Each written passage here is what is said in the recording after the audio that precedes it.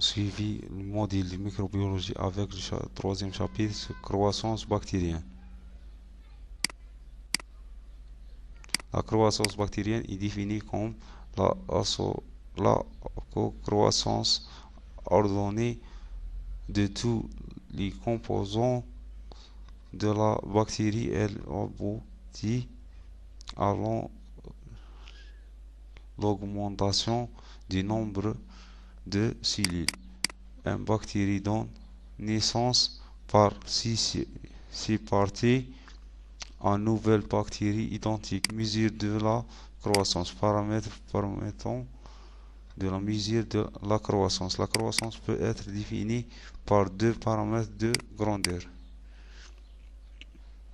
Concentration cellulaire, c'est le nombre de cellules bactériennes par unité de volume. Cette grandeur peut mesurer le nombre total de bactéries mortes et ou vivantes, ou uniquement le nombre de bactéries vivantes.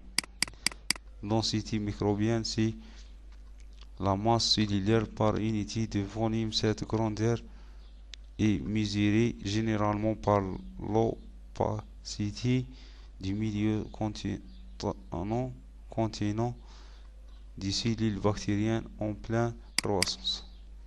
Les méthodes permettant de mesurer la croissance. Méthode déterminant la concentration cellulaire. Elles permettent de compter le nombre total de cellules bactériennes mortes ou vivantes, ou uniquement les cellules vivantes. Nombre total de cellules. Le nombre total de cellules bactériennes peut être déterminé au microscope optique en utilisant une lame de verre à la surface de laquelle on était imagé plusieurs cavités rectangulaires au carré de capacité connue. Cellules de Malassez. La cellule de Malassez possédant un quadrillage spécifique comprend 100 rectangles. Parmi les 100 rectangles totaux, on trouve 25 rectangles qui sont divisés en 20 petits carrés afin de faciliter le compostage.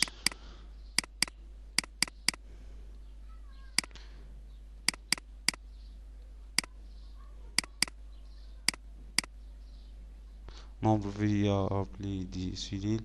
Exemple, méthode de suspension dilution. Cette méthode consiste à déterminer le nombre de cellules bactériennes par comptage des colonies que chaque cellule vivante aura donné. Méthode déterminer la densité microbienne. Méthode pédimétrie ou opacité indirecte. Cette méthode consiste à mesurer le trouble microbien en milieu liquide par mesure de la densité optique à l'aide d'un appareil, le spectrophotomètre. Les suspensions bactériennes suivant quantitativement la loi de Beer-Lambert.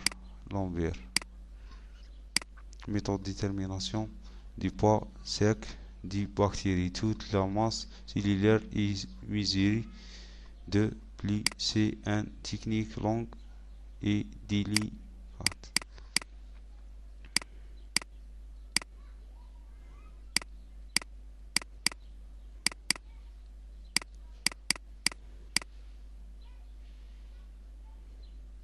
Paramètres de la croissance. La croissance d'une bactérie placée dans les conditions idéales de culture peut être définie par deux concepts: le temps de génération et le taux de croissance. Le temps de génération G, grand G, c'est l'intervalle de temps entre deux divisions successives ou celui nécessaire au doublement de la population. Si nous partons d'un cellule bactérien unique, son accroissance se fait selon une progression géométrique. Le temps de génération est donc le temps nécessaire à une bactérie pour produire 2 bactéries ou 8 bactéries pour donner 16 bactéries. Gt sur n. Il n'est pas de même. Il n'est pas de même pour toutes les bactéries. Par exemple, il y a environ 10 millimol pour Vibrio paraamillitrichicus, 20 millimol avec Escherichia coli, 100 millimol pour Lactobacillus acidophilus, 1000 millimol avec Mycobacterium tuberculosis.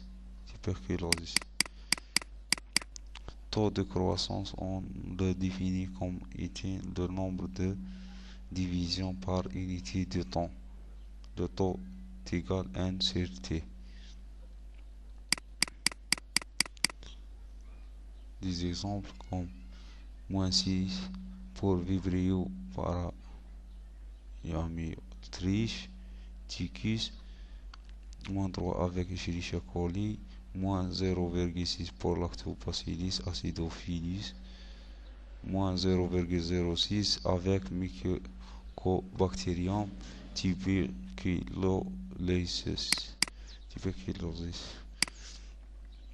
Courbe de croissance culticule discontinue dans un culticule discontinu où la croissance n'est pas synchronisée et où la nutriment passe avec le temps. On a la courbe de croissance bactérienne divisée par des parties. On a la première phase, c'est la phase de latence. Deuxième phase, phase de transition. Troisième phase, c'est la phase de croissance. Quatrième phase, c'est la phase de déclin. Cinquième phase, c'est la phase de stationnaire. Sixième phase, c'est la phase de mortalité.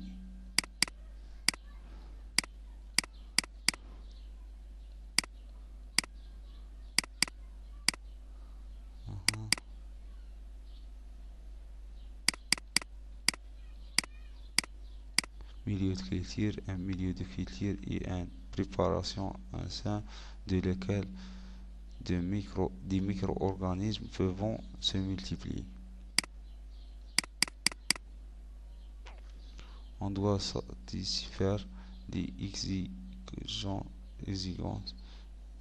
nutritives des micro-organismes, ce qui implique couvrir les besoins en ions minéraux, en facteurs de croissance, apporter la source de carbone et d'électrons, présence d'un pH voisin d'un pH optimal, présence d'une force ionique optimale.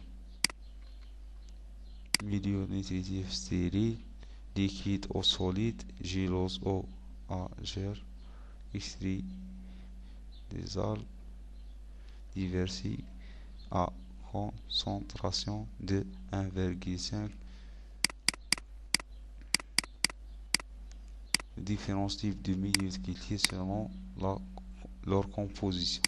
Le milieu défini et le milieu complexe. Le milieu défini, milieu assez simple dans lequel tous les composants sont connus. Le milieu complexe, le milieu qui contient des ingrédients de composition chimique indéterminée. Classification des milieux selon fiction.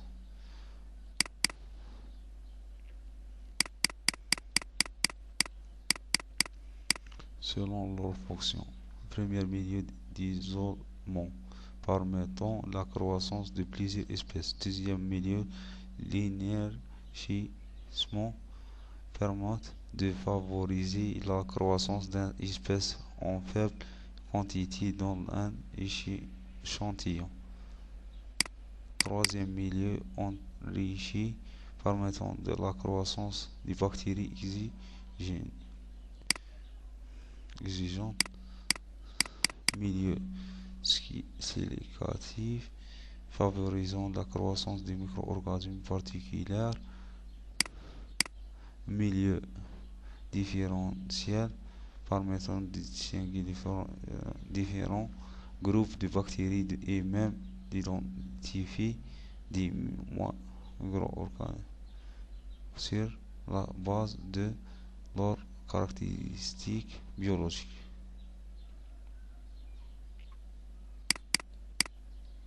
Les agents antimicrobiens.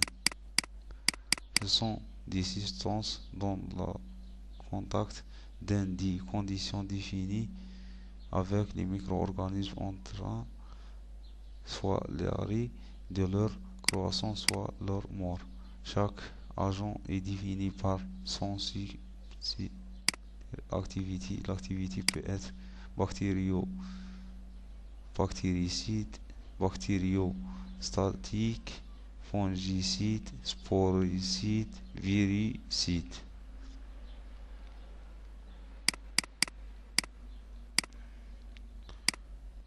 Stérilisation opération qui a pour objet de tuer tous les micro-organismes d'une préparation. Désinfection opération permettant de tuer des micro-organismes et d'inactiver des virus sur un support inerte. Décontamination opération permet de tuer ou d'inhiber des micro-organismes indésirables en fonction des objectifs fixés sur un support inerte ou sur un support vivant. SPC ensemble de mesures pour empêcher tout apport exogène de micro-organismes ou virus. Anti-SPC opérations permettent d'éliminer ou tuer les micro-organismes et d'activer les virus. Application d'un produit l'alcool H2O2 classification. Les agents antibactériens se divisent en deux agents physiques et agents chimiques. Agents physiques peu spécifiques, agents chimiques on a peu spécifique et spécifique. Peu spécifique antiseptique, désinfectant, antibiotiques, antifongiques, des agents chimiothérapiques. Les agents physiques peu spécifiques, on a la température, les radiations, la pression, la filtration ou centrifugation.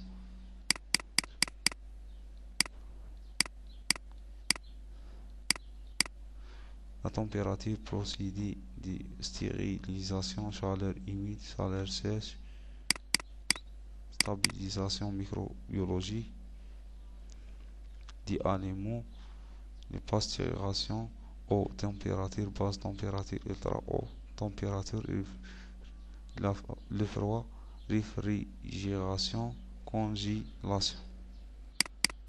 Radiation 3 R radiation électromagnétique, radiation électronique, radiation sonique. Élimination mécanique, filtration centrifugation, les agents chimiothérapiques, antibiotiques et sulfamides.